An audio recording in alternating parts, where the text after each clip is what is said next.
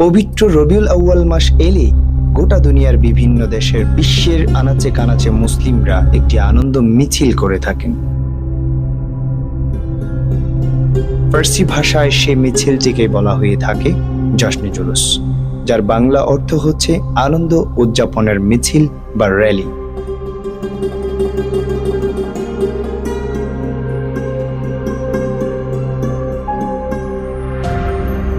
ইসলাম ও ইতিহাস, powered by Holi studio.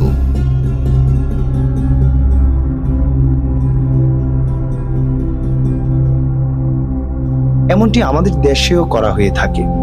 যদি ভিত্তি হিসেবে লক্ষ্য করা হয় তাহলে এখানে একটি কুরআনুল কারীমের আয়াত চলে আসে, যেমন আল্লাহ তাআলা বলছেন, উযকুর নি'মাতাল্লাহি আলাইকুম, আমার বান্দারা তোমাদেরকে দেয়া আল্লাহ তাআলার নিয়ামতের স্মরণ করো বা শুকরিয়া আদায় করো।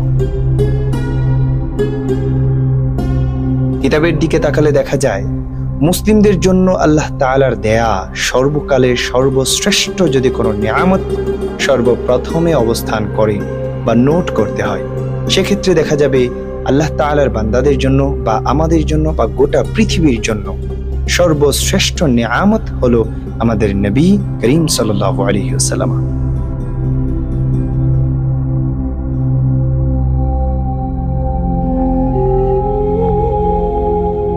যেহেতু রবিউল আউয়াল মাসে নবীজি আগমন করেছেন, সেহেতু এই আগমনকে নিয়ামত মনে করা হয়ে থাকে।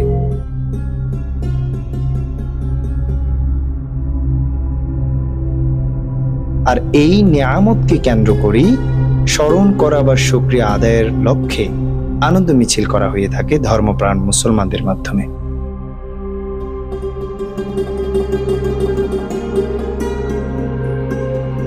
নবীজি দুনিয়া আসার পূর্বে আরব সহ গোটা দুনিয়া জুড়ে রক্তপাত, অমানসিকতা, সুদ, মদ, জুয়া, ধর্ষণ, এমনকি খুন খারাপি ছিল খুবই তুচ্ছ বিষয়। নাউযুবিল্লাহ। নবী করিম সাল্লাল্লাহু আলাইহি ওয়াসাল্লাম আগমনের পর তিনি আরব সহ গোটা পৃথিবী থেকে সকল অনৈতিকতা দূর করে সেখানে ইসলাম, কোরআন ও মুসলমানদেরকে প্রতিষ্ঠিত করেছেন। নারীকে মর্যাদা দিয়েছেন, পুরুষকে নিরাপত্তা দিয়েছেন, সমাজকে নৈতিকতা দিয়েছেন, পৃথিবীতে শান্তি প্রতিষ্ঠা করেছেন। তাই দুনিয়াব্যাপী মুসলমানরা নবীজির জন্মদিনকে কেন্দ্র করে আনন্দ মিছিলে মেতে ওঠেন।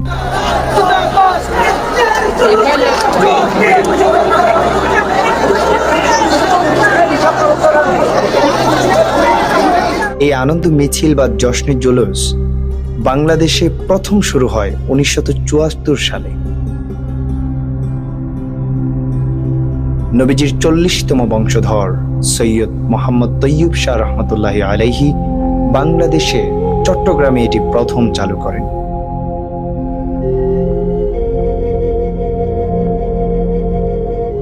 ধীরে ধীরে জশ্নে জুলুসে মুসলমানদের সংখ্যা লক্ষ্য ছাড়িয়ে যায়। গোটা দেশের বিভিন্ন শহর, নগর ও গ্রামগঞ্জে চালু হয়। জশ্নে জুলুস ছড়িয়ে পড়ে প্রতিটি মুসলমানের অন্তরে অন্তরে, ঘরে ঘরে।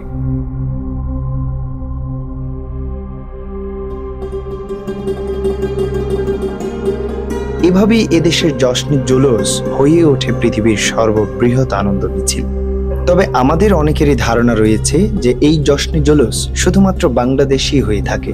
না, এমনটি নয়। পৃথিবীব্যাপী যদি অনুসন্ধান চালানো হয় তাহলে রিপোর্ট বলে পৃথিবীর বিভিন্ন বড় বড় কান্ট্রিতে অনেক বড় আকারে হয়ে থাকে, এবং এই লিস্টে পৃথিবীর উন্নত মুসলিম কান্ট্রিগুলোর নাম সবার আগে থাকে।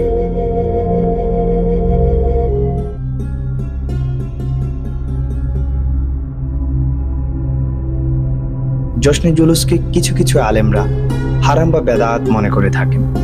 এক্ষেত্রে তারা বলে থাকেন ইসলামের নব্য আবিষ্কার বা বেদাতের কোনো গ্রহণযোগ্যতা নেই, কেননা নবী করিম সাল্লাল্লাহু আলাইহি ওয়াসাল্লাম বলছেন, কুল্লু বিদআতিন দালালা, সমস্ত বেদাত বা ইসলামে নব্য আবিষ্কার গোমরাহি বা পথভ্রষ্টতা।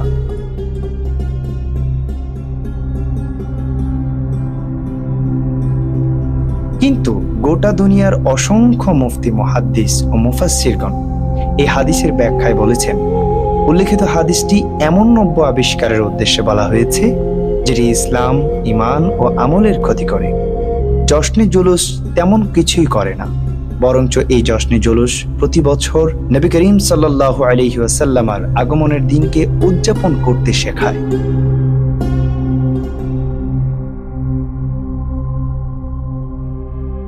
এবং ধর্মপ্রাণ মুসলমানদেরকে নবী করিম সাল্লাল্লাহু আলাইহি ওয়াসাল্লামের পবিত্র শুভাগমনের চেতনায় উজ্জীবিত করে।